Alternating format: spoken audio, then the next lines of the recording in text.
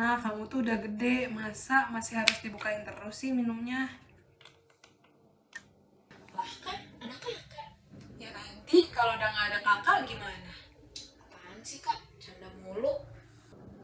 Tapi bener loh dek, umur tuh gak ada yang tahu. Pokoknya kakak tuh nggak mau minta yang ribet-ribet sama kamu. Kalau misalkan nanti kakak udah meninggal, kakak mau kamu tuh yang penting rajin berdoa, tetap rajin ke gereja, dan pokoknya kakak paling mau kalau kamu tuh inget kalau Tuhan itu ada dan Tuhan tuh pasti tahu yang terbaik buat kita.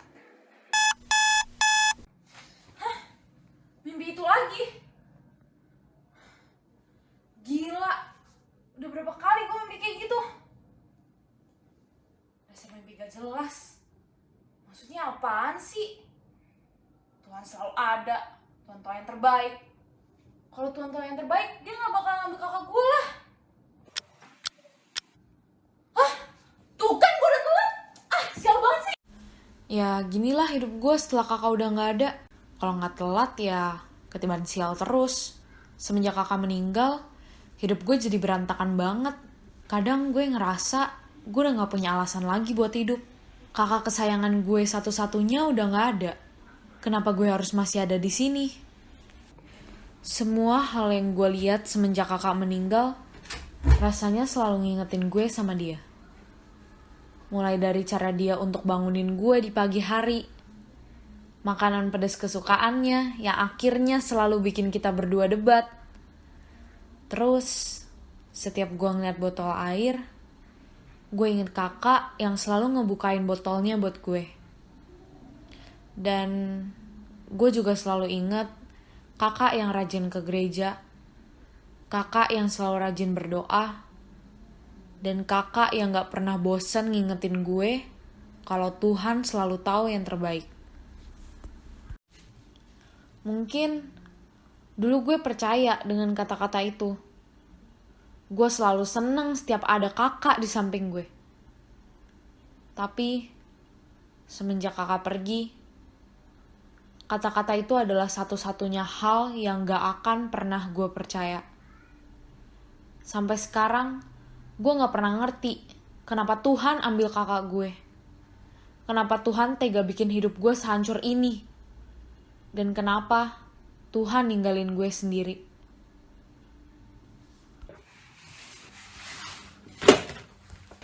Akhirnya pulang juga.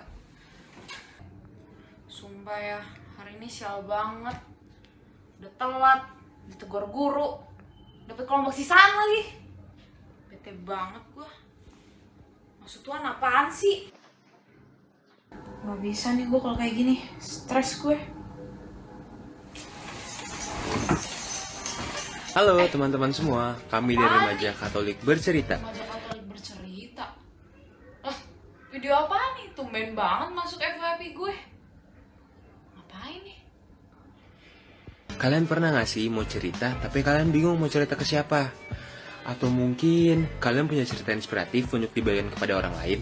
Nah, Remaja Katolik Bercerita adalah tempat yang sangat tepat untuk teman-teman semua.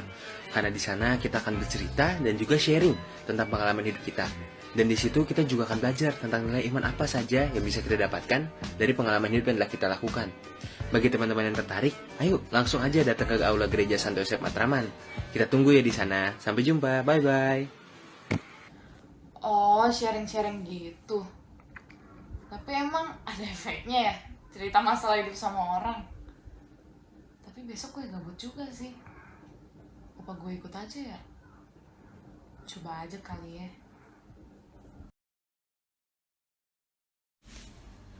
Aula gereja di sini bener kan ya?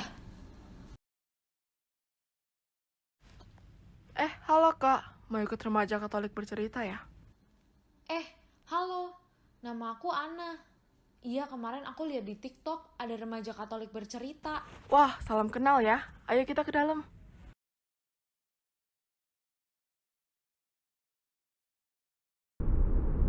Guys, kenalin. Ini namanya Halo Ana. semuanya.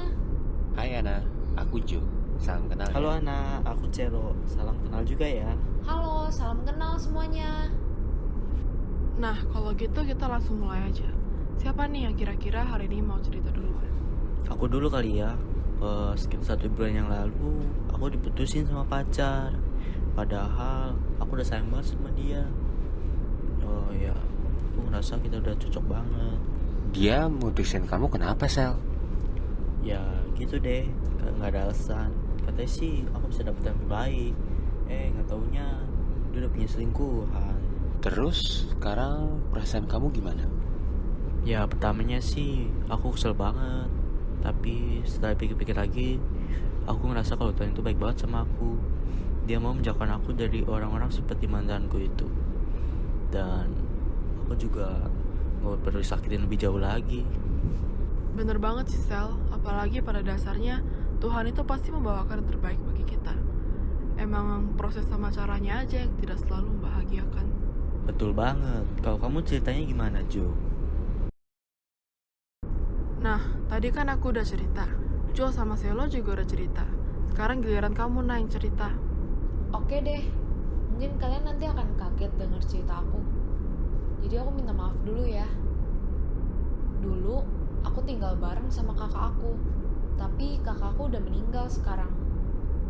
Semenjak saat itu, aku kecewa banget sama Tuhan. Aku ngerasa Tuhan cuma mau aku sengsara dengan misahin aku sama kakakku. Jujur, sampai sekarang aku belum nemuin kepercayaan terhadap Tuhan lagi. Dan aku belum nemuin sisi positif dari kejadian yang nimpa aku. Aku paham sih cerita kamu, Nak. Kenapa? Kok kaget gitu? Enggak, aku kaget aja. Ternyata kalian gak ngerasa tersinggung dengan cerita aku. Ya enggak dong, Nah. Di sini kita selalu menghormati satu sama lain. Karena kita percaya kisah satu sama lain itu berbeda. Dan ada nilai iman yang unik di baliknya. Begitupun dengan cerita kamu, Nah. Nah betul, Nah. Aku juga yakin kamu bakal menemukan apa maksud Tuhan dari semua kejadian yang kamu alami itu. Iya, Nah. Aku turut berduka cita ya, Nah. Makasih teman-teman. Semenjak saat itu, gue ngerasa gue gak sendirian. Beban gue mulai terangkat sedikit demi sedikit karena ada teman-teman yang mendengarkan cerita gue. Bersama dengan mereka, gue mulai ngubah kebiasaan gue dan kembali ke jalan yang benar. Secara perlahan, gue mulai sadar. Mungkin Tuhan emang ingin mempertemukan gue dengan orang-orang ini. Orang-orang yang bisa bantu gue cari sisi positif dalam segala hal. Orang-orang yang bisa nyadarin gue tentang bagaimana Tuhan selalu ada di samping gue selama ini. Orang-orang yang juga bisa berperan kayak kakak gue.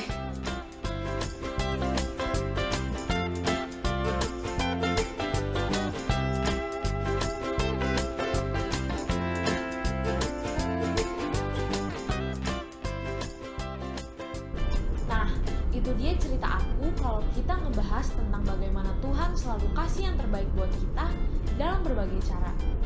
Yang paling penting nih ya, dalam hati dan pikiran kita harus selalu percaya Tuhan ada di samping kita dan Dia akan membimbing kita dalam segala hal.